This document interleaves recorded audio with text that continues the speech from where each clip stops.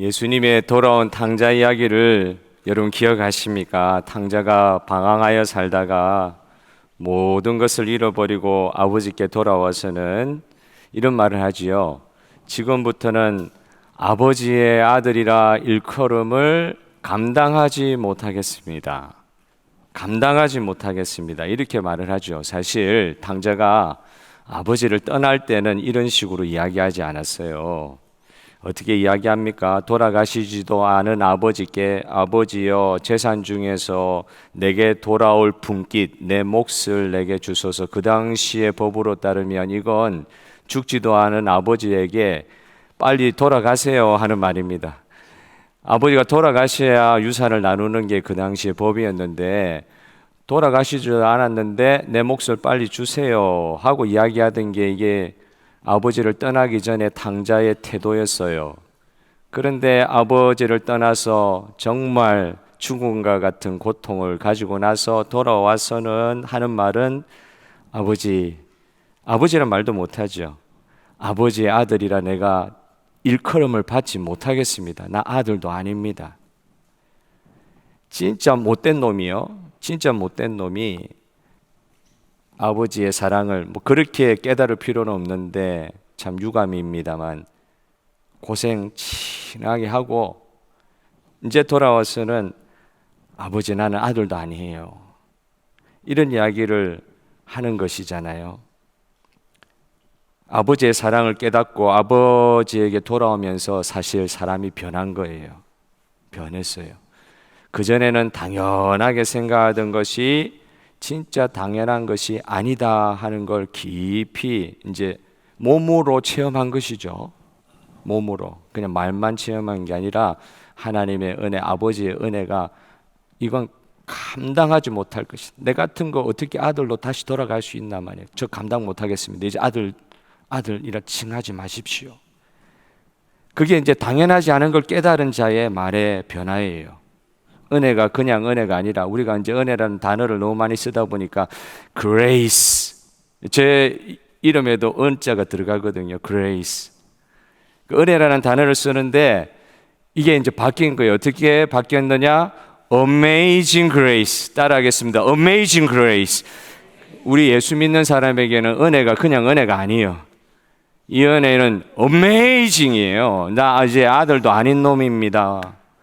내 같은 거 어떻게 당신께 돌아와서 아들 노릇 다시 할 수 있습니까? 그런데 웬걸요? 잔치를 베풀어 주시는, 금가락지 끼워 주시는, 집에 있는 최고 좋은 옷 갖고 와가지고 입혀 주시는 거예요.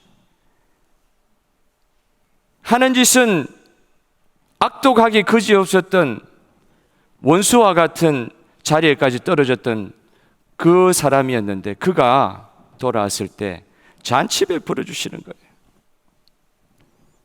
하나님의 은혜가 이렇게 어메이징한 것입니다.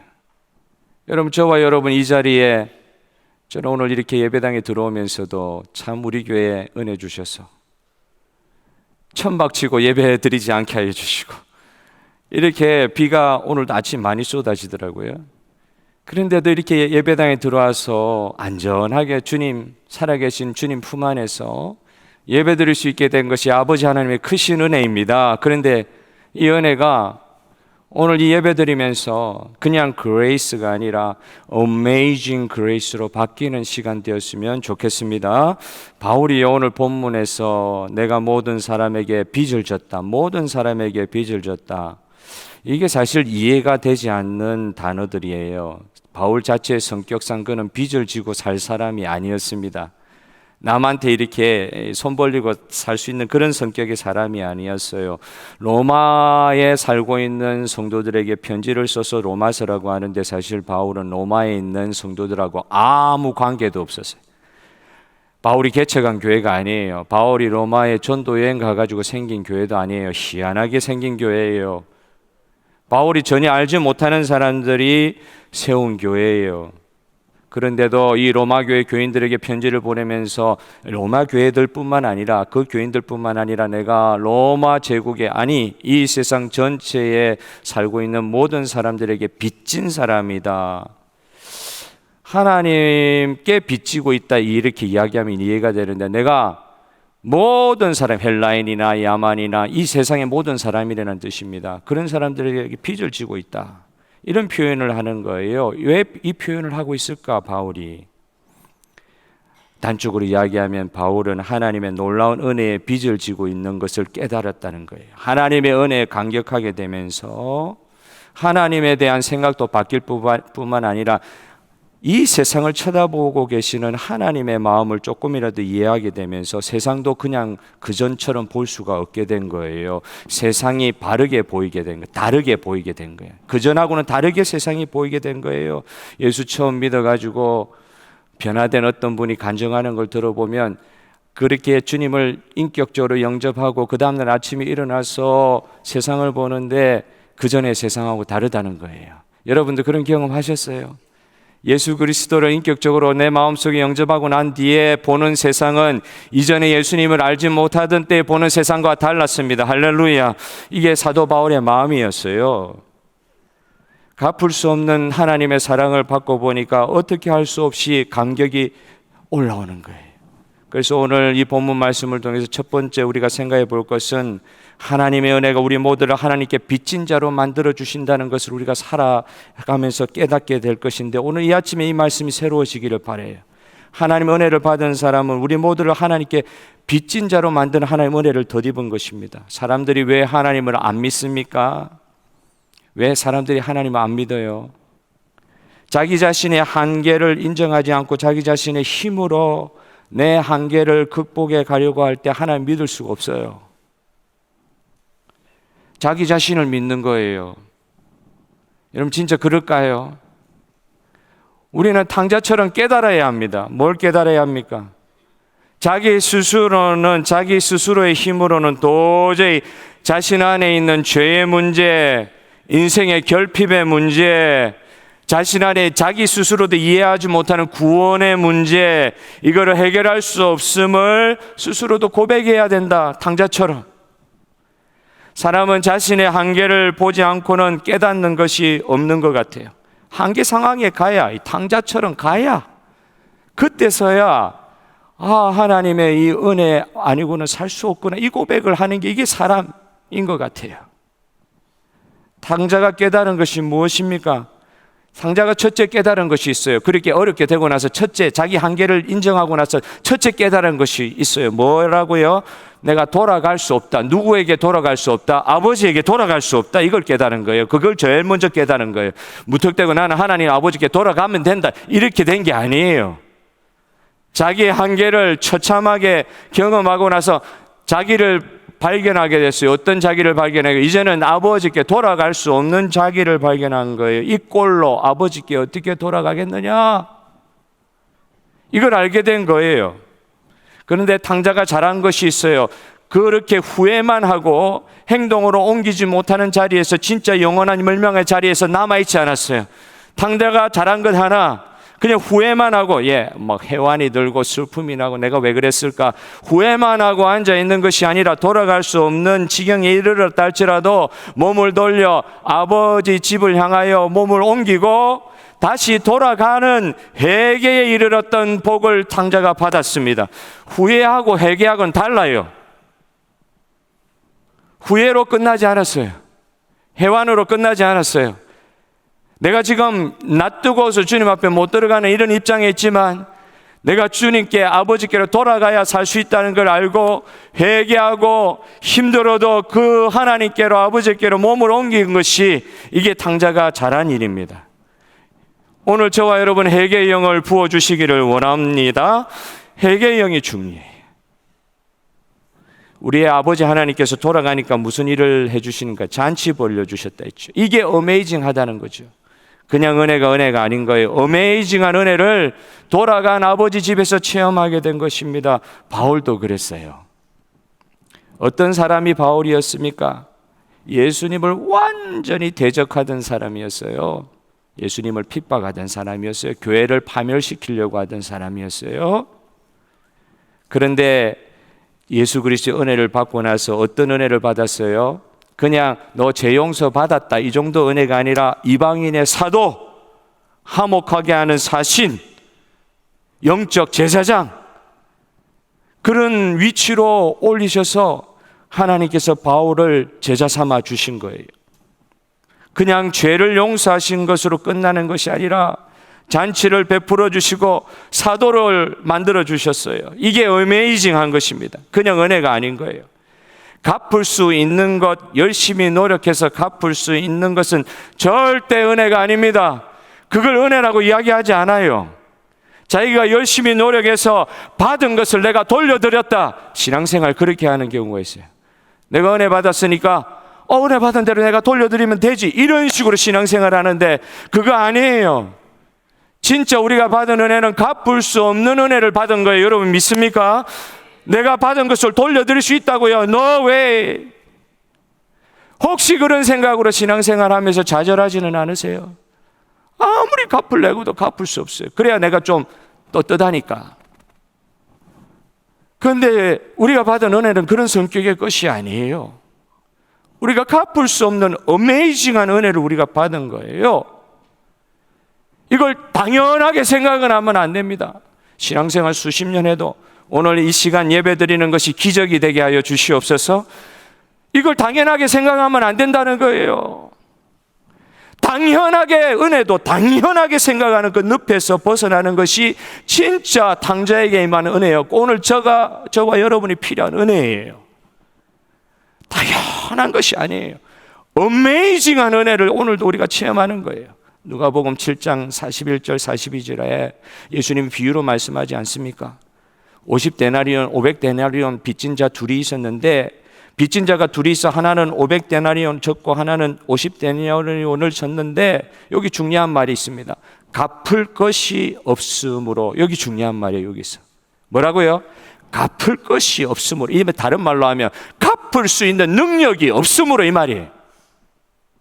50데나리온도 못 갚고 500데나리온도 못 갚고 1만 달란트는 말도 할 수 없는 것이고, 그런데 그 빚을 빌려준 이 채권자가, 주인이 그 빚진 자들의 빚을 50데나리온이든 500데나리온이든 다 탕감해 주었다.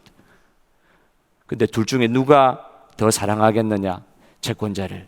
그게 이제 그 막달라 마리아 이야기잖아요. 눈물 흘리면서 나와서 바리새인 너는 내가 이 집에 들어올 때 발 씻을 물도 안 줬지만 이 여인은 자기 평생에 귀중한 거 깨가지고 내 발을 씻기는 거. 왜 그렇게 하느냐? 은혜 받은 거는 다르지 않아요. 똑같이 은혜 받았어요. 똑같이 탕감 받았어요. 그런데 누가 더 채권자 사랑하겠느냐? 더 큰 은혜 받았다고 생각하는 사람이 그렇다는 거예요. 갚을 것이 없는 사람인 건 똑같았어요. 빚을 탕감 받아야만 살 수 있는 존재지만 그러나 빚을 갚을 능력은 없는 존재. 이 사람들이 저와 여러분이었습니다. 여러분 믿습니까? 내 인생이 어떤 인생이냐? 갚을 수 없는 갚을 수 있는 능력이 없는 인생이 내 인생이다. 이거 깨달아야 된다. 갚을 수 있다고 생각한 사람들이 뭐 꼭 그런 건 아니지만 비슷한 사람으로 바리새인들이 그랬을 거예요. 바리새인들. 죄사함의 은혜, 구원을 자신의 힘으로 얻을 수 있다고요. 열심히 하다 보면 은혜의 극치에 도달하는 거예요. 죄사함에서 우리가 이야기할 수 있는 부분이 있나요?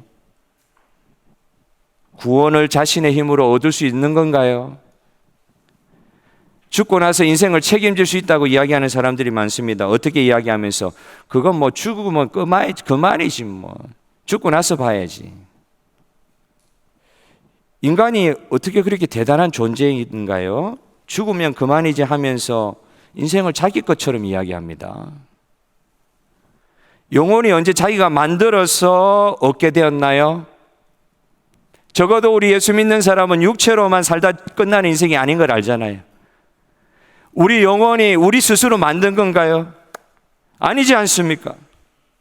내가 어디서 와서 어떻게 이 자리에 있으며 어디로 갈 줄 아는 그런 존재인가요, 우리가? 자기의 존재가 어디서 왔는지 알지도 못하면서 어디로 갈 것인지를 아는 것처럼 당당히 이야기할 수 있냐 이 말입니다. 자기 영혼의 문제를 스스로 책임질 수 있습니까, 우리가? 그 책임 못 지니까 그 구원의 문제 우리가 해결할 수 없으니까 탕감할 수 없어 갚을 수 있는 능력이 없는 우리들, 그 우리들에게 주님께서 은혜를 베풀어 주셔서 모든 죄짐을 사하여 주신 은혜를 베풀어 주셔서 이 자리에 있는 것이 어메이징한 그레이스가 되게 하여 주시옵소서. 이걸 너무 당연하게 생각하지 않게 하여 주시옵소서. 감격이 있게 하여 주시옵소서. 은혜와 그 사랑에 대한 반응이 오늘도 새로워지기를 원하는 것입니다. 로마서 2장 4절에 이런 말씀이 있죠. 혹 내가 하나님의 인자하심이 너를 인도하여 회개하게 하심을 알지 못하여 그의 인자하심과 용납하심과 길이 참으심이 풍성함을 멸시하느냐. 여기 이거보다 더 중요한 게요, 하나님의 인자하심이 너를 인도하여 회개케 했다. 이게 좀 알 듯 모를 듯한 그런 문장이에요. 하나님이 은혜를 우리에게 베풀어 주셨는데 이게 우리로 하여금 회개케 하신다. 여러분, 하나님의 은혜가 우리를 회개케 하신대요. 어느 목사님이 이 로마서에 있는 말씀이잖아요. 로마서를 쭉 강해를 1년 동안 하셨다 그러더라고요. 그 오늘 읽었던 1장 17절 같은 경우나 3장에 가면 그 유명한 마틴 루터를 변화시킨 말씀이 있죠. 인생 구절.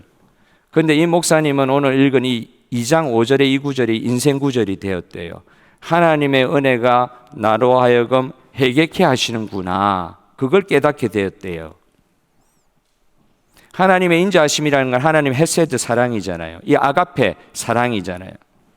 그런데 그 하나님의 사랑을 받으면서 자기가 회개하는 사람이 되었다. 은혜를 받으면은, 하나님의 은혜를 받으면은 회개하게 되는 거구나. 그 목사님에게 이런 일이 일어났대요.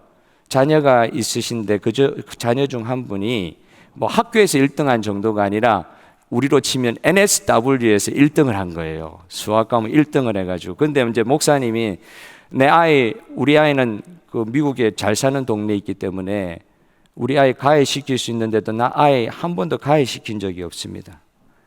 내가 아이에게 아무것도 해준 게 없는데 어느 날 아빠에게 이 상장을 들고 아빠에게 큰 기쁨을 주더라는 거예요. 그런데 이 말씀 읽은 게 생각이 나더래요. 내가 아무것도 해준 게 없는데 딸아이가 와가지고 나에게 큰 기쁨을 주는데 그 순간 이 로마서 2장 4절 말씀이 생각나면서 이 은혜, 당연하지 않지 않아. 내 아이한테 해준 게 없는데 아이가 1등을 해가지고 왔으니 그 감사하다 이렇게 끝나는 게 아니라 로마서 2장 4절의 말씀을 생각하면서 회개하게 되었대요. 한 것 없는데, 내가 준 거 없는데 이 아이에게서 감당 못할, 물론 하나님이 주신 은혜, 감당 못할 은혜를 받은 건데 이 아이한테 해준 거 아무것도 없다며. 근데 감당 못할 은혜가 있는 거예요. 이 감당 못할 은혜를 받다 보니까 속에서 회개가 터져 나오더래. 내가 이 하나님 앞에도 아무것도 한 거 없는데 어떻게 하나님이 이 자격 없는 저에게 이런 은혜를 베풀어 주시고, 어떻게 예수 믿지 않는 것과 예수 믿는 게 똑같을 수가 있습니까? 예수 믿지 않는 누구 내보다 훨씬 잘 살면 그가 행복한 겁니까? 어떻게 이렇게 자격 없는 나에게 이런 은혜를 베풀어 주셨습니까? 감사합니다가 아니라 회개가 터져 나오더라. 은혜 받은 사람은 로마서 2장 4절의 말씀처럼 회개하더라. 이게 빚진 자의 마음이더라. 너무 큰 은혜를 주어서 감사합니다. 잔치 베풀어 주니까 탕자가 막 기분 좋아가지고 막 그랬겠어요. 제가 볼 때 거기 그림에는 정확하게 묘사되어 있지 않지만 눈도 못 뜨고 있었을 거예요. 아무리 좋은 옷 입혀놓고 이래도, 잔치를 하고 그래도 그는 눈물만 흘리고 있었을 거예요. 잔치 내내. 진짜 은혜를 받으면 회개합니다. 하나님께 받은 그 은혜를 당연하게 생각할 수가 없습니다. 두 번째로, 이 하나님의 은혜를 받고 하나님 은혜에 빚진 자는 희한하게도 다른 사람의 구원을 위해서 사는 인생으로 바뀌게 되더라고요. 이게 좀 희한한 부분이에요. 하나님의 사랑을 받았잖아요. 그래서 하나님의 사랑에 빚진 자가 왜 이 세상 사람들에게 빚진 자가 됩니까? 한 번도 내가 그 사람들한테 잘못한 게 없는데, 내가 돈 이렇게 꾸지도 않았는데, 은혜를 하나님께 받으면 하나님께 갚으면 되지 왜 사람에게 갚아야 된다는 말입니까? 이게 이해가 되지 않는 말씀 같아요. 오늘 내가 모든 사람에게 빚진 자라 그러시니까 처음에 볼 때 이게 이해가 안 돼요. 하나님께 은혜 받았으면 하나님께 갚으면 되지 무슨 나하고 관계도 없는 사람에게 갚아야 된다고. 그러니까 하나님의 은혜를 받은 자의 특징이 있는 거예요. 어떤 특징이 있어요? 하나님의 은혜를 받으면, 예수 그리스도의 구원의 은혜를 받으면 모든 억눌렸던 죄악의 짐으로부터, 우리 인생의 한계로부터 벗어나는 은혜를 주신 줄 믿습니다. 이 은혜를 우리가 받았어요. 우리가 아무리 어려운 일이 생겨도 예수님만 생각하면 행복합니다. 여러분 맞습니까? 아무리 내가 힘든 가운데 있어도 예수 그리스도의 십자가만 생각하면, 사망의 몸에서 나를 건지실 주님만 생각하면 다 해결받습니다. 할렐루야. 해결받지 못할 문제가 없다는 말이에요. 예수님 안에서는. 그러다 보니까, 이 은혜를 체험하다 보니까 내 주변에 용서하지 못할 사람들이 얼마나 많아요. 나는 가만히 있어도 나를 괴롭히는 사람들이 얼마나 많아요. 뭐 괴롭히지 않다 할지라도 나를 칭찬하지 않는 사람들 또 얼마나 많아요. 내만 내 자신을 칭찬하지 내 위에 다른 사람은 아무도 나를 칭찬하지 않아요. 그런데도 바울과 같은 심정 되다 보니까 은혜를 당연하게 생각하지 못하고 하나님 은혜를 깊이 체험하다 보니까 용서 못할 자도 없고, 내가 내 입으로 칭찬 못할 자도 없고, 모든 것이 아름답게 보이더라고요. 처음 예수님을 영접하고 그날 아침에 일어나서 본 세상이 달랐던 그 형제처럼 모든 것이 아름답게 보이는 거예요. 첫째는 분노의 문제가 해결됩니다. 이건 예수님이 하신 말씀이에요. 마태복음 18장이죠. 만달란트 빚진 자, 100데나리온 자기한테 빚진 거를 참지를 못해가지고 막 붙들고 감옥에 쳐넣으려고 하는 이 분노의 문제 있잖아요. 분노. 나는 하나님 앞에 다 빚 한감 받았는데 저놈 나 못 찾겠다. 하나님이 나에게 탕감해 주신 것은 1만 달란트의 구원의 은혜였는데 그게 얼마나 큰데 조그만 것에 폭발하는 거예요. 주님의 은혜 받아서 더 유연한 사람이 될 줄 알았는데 더 분노가 꽉 쌓여가지고 꽉 막힌 사람이 돼. 어떻게 이런 일이 생길 수가 있어요? 예수님의 감당할 수 없는 은혜를, 갚을 수 없는 은혜를 받았는데 왜 이런 현상이 우리에게 생기는 거예요? 실제 성령 충만이 아니라 분노 충만의 삶. 아이고, 저는 다른 데 가서 이런 이야기를 못해요. 우리 가족된 성도님들 앞에서만 이런 이야기 할 수 있어요. 제 가족에게도 내 이런 이야기를 하면서도 스스로가 똑같이 느끼는, 이 성령 충만해야 되는데 왜 나는 가족들에게 분노 충만해 있나? 피해의식이 꽉 사로잡힌 사람이 될 수도 있더라고요. 왜 1만 달란트 탕감을 받았는데 왜 피해의식이 사로잡혀 있을까?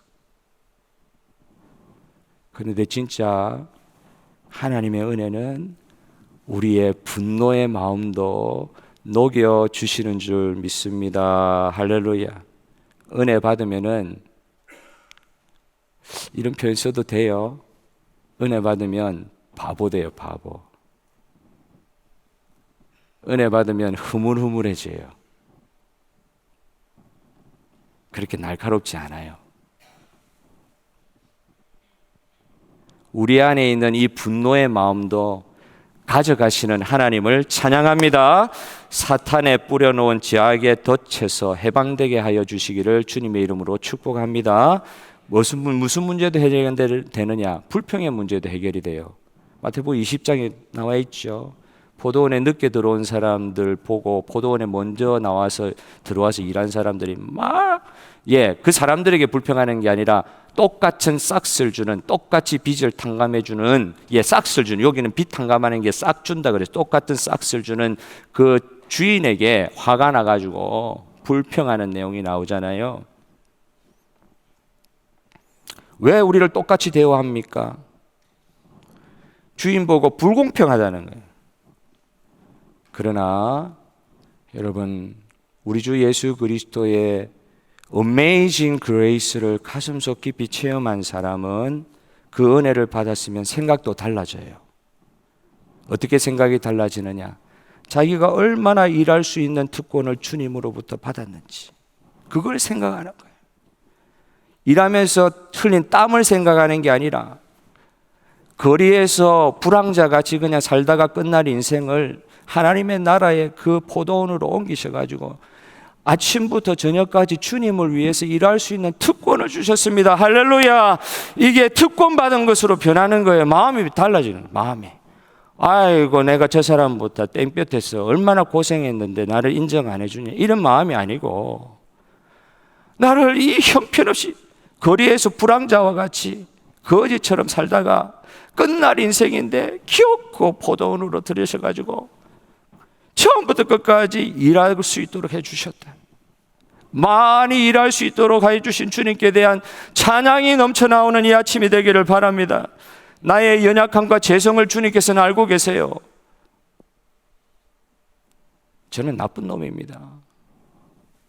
저는 죄인 중에, 저는 그런 바울과 같이 삶을 살지도 못하면서 그런 형용하는 말을 하기도 좀 부끄럽고, 그렇죠? 안 되면 말이라도 하지 말아야지. 죄인 중에 개수입니다. 아이고, 내가 얼마나 연약하고 죄가 많은 놈인데, 그런 사람을 하나님께서 쓰신다고 포도원에 들여놓으셨다. 오늘 이 설교하면서도 그게 너무 감사한 거예요. 일하고 싶어도 일하지 못하는 사람들이 많습니다. 그 서러움은 바깥에 있어봐야 나중에 결과가 그렇잖아요. 울며 이를 갈미 있으리라. 얼마나 서러워요. 들어가지 못해가지고. 이 현장은, 이 예배 현장은 절대 감사의 현장입니다. 할렐루야. 이 절대 감사의 현장에서 상대적인 불평하지 맙시다. 은혜 가운데 분노와 불평의 이 문제를 해결받은 바울의 눈에는요, 은혜 베풀어 주신 하나님만 보일 뿐만 아니라 참 은혜가 필요한 사람들이 보이기 시작한 거예요. 하나님이 주목하고 있는 불쌍한 영혼들이 보이기 시작한 거예요. 하나님은 눈에 안 보이시잖아요. 내가 은혜를 갖고 싶어도 하나님 눈에 안 보이시잖아요.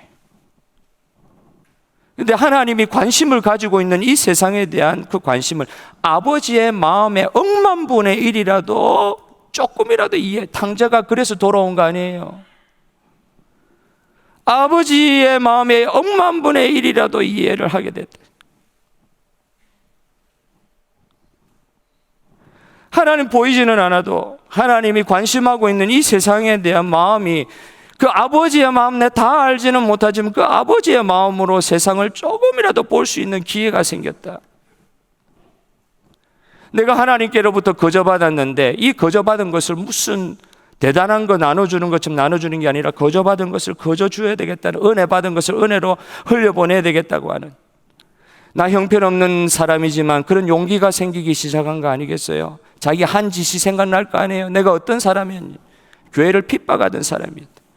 예수님을 죽이려고 했던 사람이었다. 자기가 어떤 사람인 줄 알고 나서는 그 놀라운 은혜를 체험하고 나서는 나를 그렇게도 사랑하신 그 사랑의 하나님이 저 사람들도 저렇게 사랑하시고 계시구나.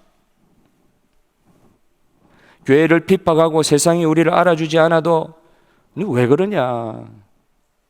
내 듣기 싫다는데 왜 자꾸 뭐 예수 그리스도의 사랑을 자꾸 이야기하냐? 듣기 싫은데. 세상이 우리를 알아주지 않아도 먼저 예수 그리스도의 은혜를 받은 사람이 먼저 빚진 마음이 있는 거예요. 좀 길지만 이 말씀 읽어드리고 오늘 말씀을 마무리하고 싶습니다. 고린도전서 9장 19절 22절 내가 모든 사람에게서 자유로우나 스스로 모든 사람에게 종이 된 것은 더 많은 사람을 얻고자 함이라. 유대인들에게 내가 유대인과 같이 된 것은 유대인들을 얻고자 하며 율법 아래에 있는 자들에게는 내가 율법 아래에 있는 자같이 된 것은 율법 아래에 있는 자들을 얻고자 하며 율법 없는 자에게는 내가 하나님께는 율법 없는 자와 같이 된 것은 율법 없는 자들을 얻고자 함이라. 약한 자들에게 내가 약한 자와 같이 된 것은 약한 자들을 얻고자 하며 내가 여러 사람에게 여러 모습이 된 것은 아무쪼록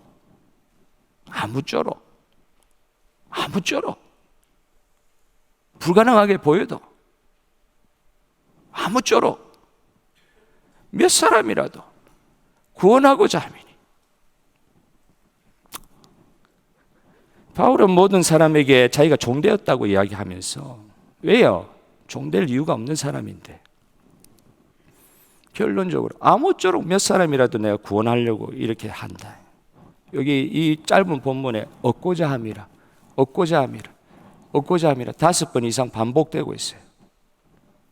얻고자 함이라. 뭘 얻는단 말이에요? 재산 얻는단 말이에요? 아니에요. 하나님이 그렇게 해도 얻고자 하시는 그 영혼을 내가 아버지 하는 마음으로 얻고자 합니다. 내가 하나님이 아니니까 할 수 있는 게 없어요. 사람의 마음을 설득시킬 능력도 없어요. 아무것도 할 수 없을 것 같아요. 그런데 거지가 돼서 돌아오는 나를 달려오셔가지고 안아주신 아버지 하나님, 그 아버지의 마음이 생각이 나잖아요. 끌어당겨서서 나를 안아주신 예수님의 하나님의 마음이 생각나잖아요. 바울이 그거를 깨달은 것 같아요. 진짜 잃어버린 양을 찾으려고 하시는 목자의 심정, 아버지의 심정, 이런 아들 돌아오기만 해도 내가 너를 받아주겠노라. 받아주는 게 뭐냐? 천국 잔치와 같은 잔치를 베풀어 주겠노라. 아버지의 마음을, 자기가 아버지가 아닌데도 이 어메이징 그레이스를 체험하고 나서 너무너무 힘들고 안 되는 거 알면서도 우리 전도 현장에서 돌에 맞아 죽을 뻔한 적이 여러 번 있잖아요. 큰 부흥 일으키고 나서 에베소 교회에서 극장에서 맞아 죽을 뻔했잖아요. 안 된다고요. 그런데도 어메이징 그레이스에 감동되어서 아무쪼록 몇 사람이라도 대단한 걸 기획하지는 않았습니다. 11월 19일 2주 남았습니다. 우리가 뭐 대단한 걸 기획하지는 않았어요. 우리 주변에 같은 형제 자매였던 분들, 가족들, 또 마음에 기도해왔던 분들이 있으시면 바울의 빚진 자의 심정과 같이 아무쪼록 아버지의 마음을 그렇게라도 내가 표현하겠습니다. 뭐 안 들어줘도 할 수 없어요. 내가 그렇게 말했는데 안 오실 수 있잖아요. 그래도 아무쪼록 몇 사람이라도 구원케 하여 주시옵소서. 다 같이 우리 성찬의 자리 찬송가 216장 1절 2절 찬송하면서 성찬을 준비하겠습니다.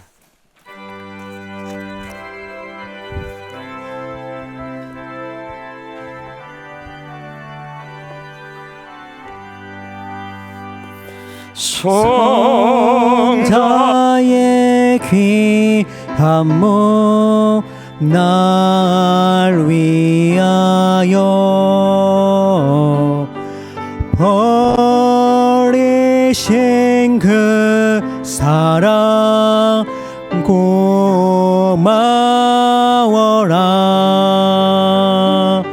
내 머리 숙여서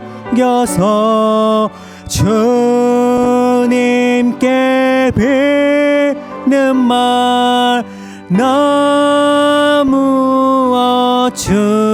주님께 바치리라. 되리까 지금도 날 위해 강구하심 이 여튼 믿음이 아오나니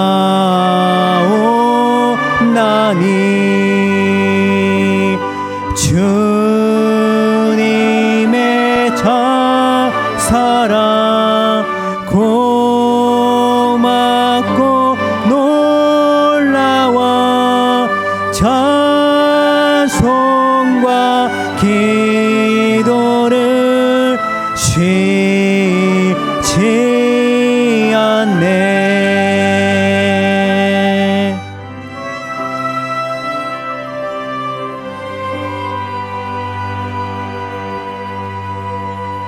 수고하고 무거운 짐진 자들아 다 내게로 오라.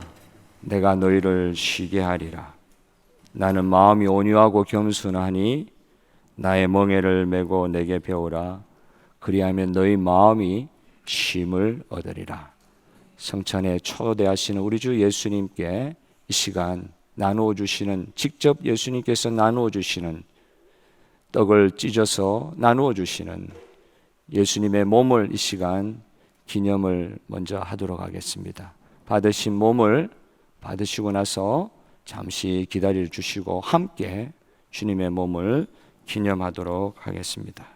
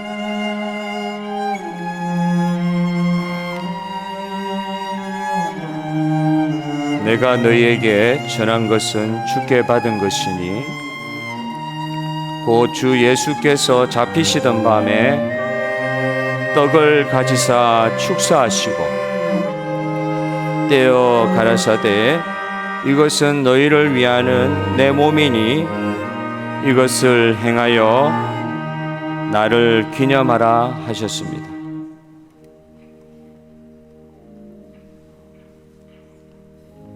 사랑하는 성도 여러분, 오늘 이 그리스도를 기념하여 그의 재림하실 때까지 그의 죽으심을 기억하는 예식에 참여하며 모든 고난에서부터 우리를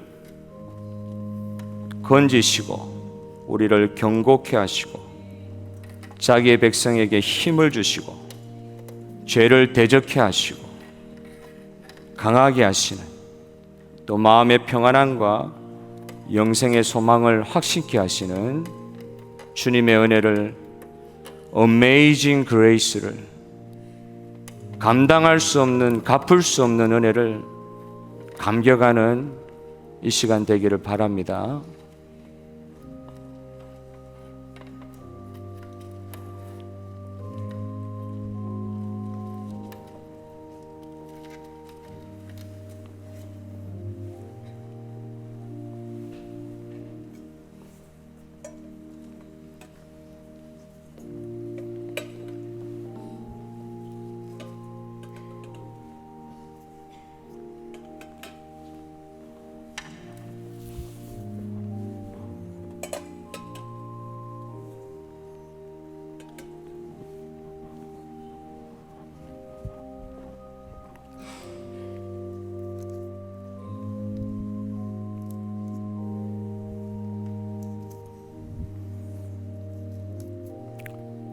주님의 몸입니다. 주님의 몸입니다.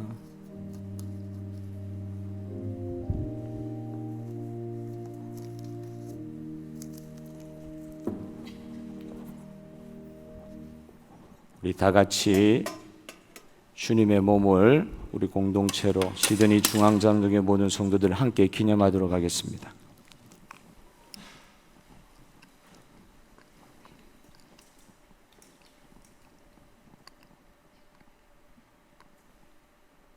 식후에 또한 이와 같이 잔을 가지시고 가라사대 이 잔은 내 피로 세운 새 언약이니 이것을 행하여 마실 때마다 나를 기념하라 하셨습니다. 우리 하나님의 은혜로 예수 그리스도의 보혈의 은혜를 기념하는 시간 가지겠습니다.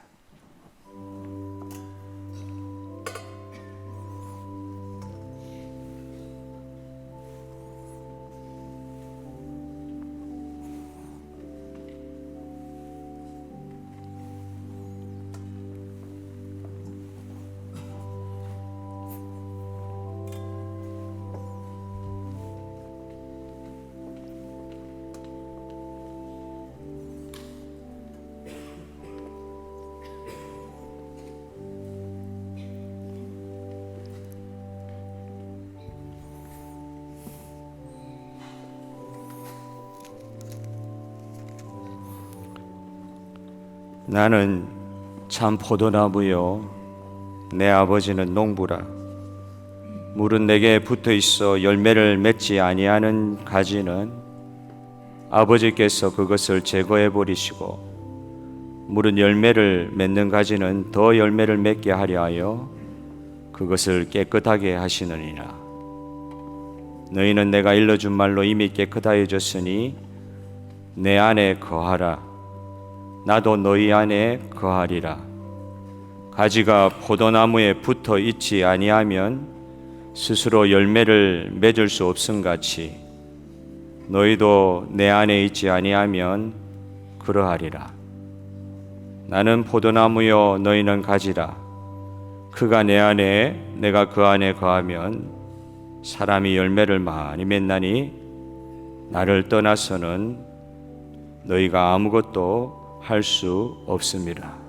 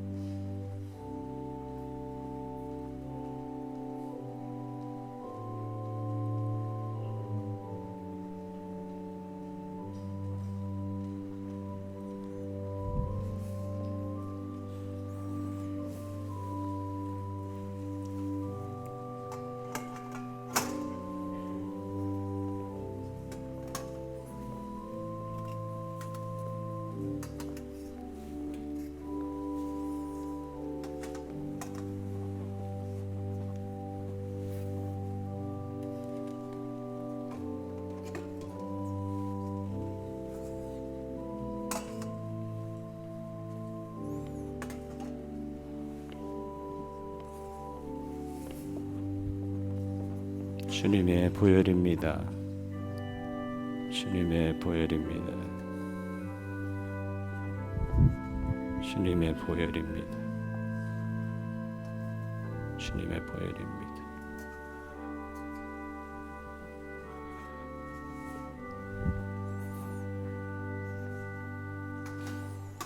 우리 다 같이 주님의 보혈을 기념하기 전에 잠깐 우리 마음에 기도를 하며 주님 보혈을 기념하겠습니다. 하나님, 갚을 수 없는 은혜를 베풀어 주신 것 감사합니다.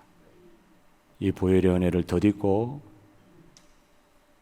주님의 핏값에 해당하는 귀중하고 고귀한 삶으로 하나님께 영광 돌리게 하여 주시옵소서.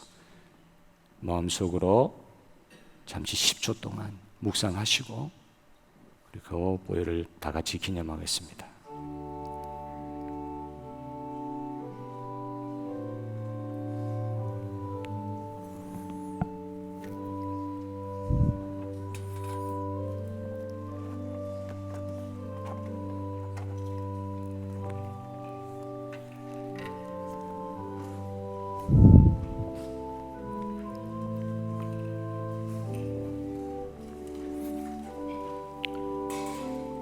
우리 성자의 귀한 몸 2절 다 같이 하겠습니다. 성자의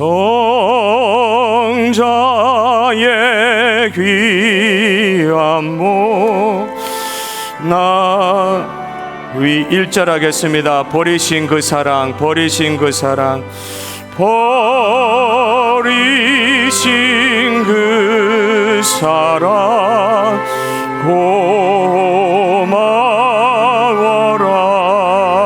고마워라. 내 머리 주 앞에 조용히 비는 나무와 주님께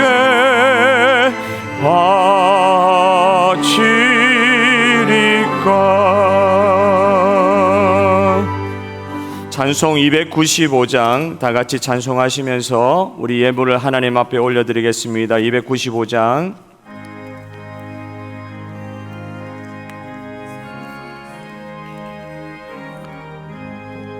큰 죄에 빠진 나를 주 예수 건지사 그 넓은 품에 다시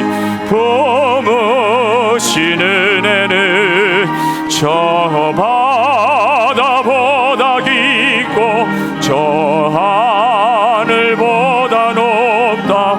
그 사랑 영원토록 나 찬송하리라.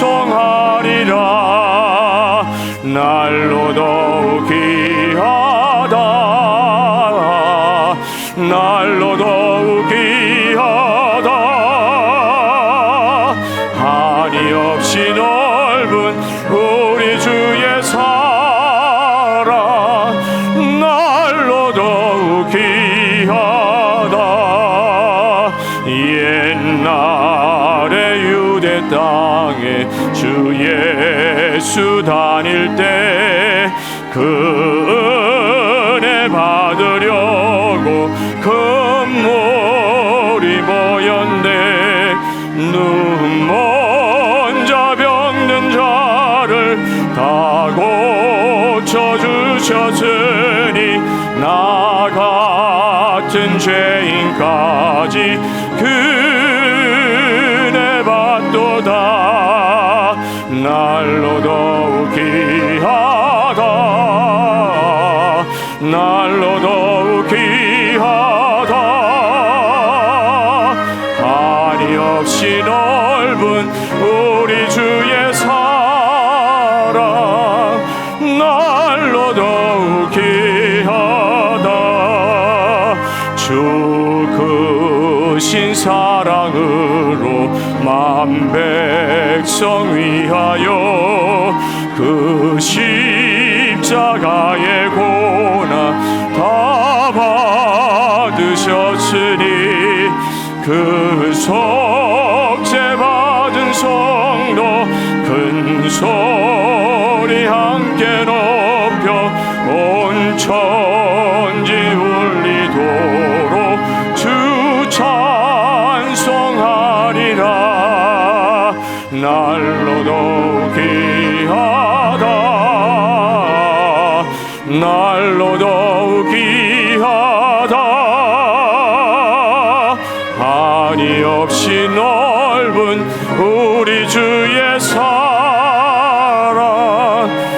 날로 더욱 귀하다. 하나님 아버지, 우리의 마음이 이 은혜를 받았음에도 차갑지 않게 하여 주시기를 원합니다. 우리의 예배가 감격의 예배가 항상 되게 하여 주시옵소서.